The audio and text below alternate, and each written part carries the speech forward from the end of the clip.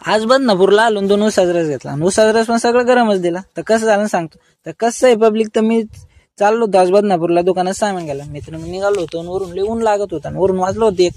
मग काय मित्र लय कंटाळा करत होता गाडी चालायला. त्याला कसं तरी म्हणून सांगितलं, भाऊ तू गाडी चालव.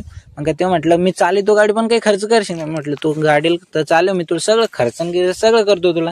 मग काय बदनापुरात आलो, रेल्वे स्टेशन पार केला.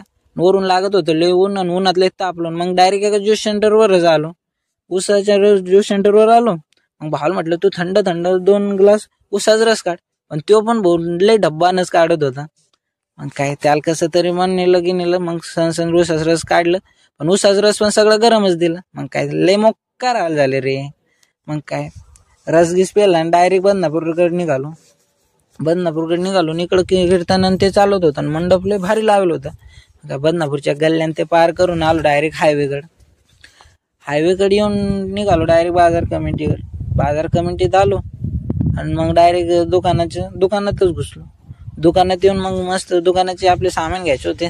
ते सामान गिमान काढलं सगळं कुरकुरीन. ते काही तर सापडतच नव्हते. कसं तरी त्यांना पण सापडलं. मग सापडून आणलं डायरेक्ट त्यांना खाली. मग हे बघा सामान भाऊ एवढं लय महाग 1600 रुपये भेटला. मग आम्ही निघालो डायरेक्ट घराकडे. मी जात घरी, तुम्ही पण जात तेवढे फॉलो करून घ्या राव आपल्याला.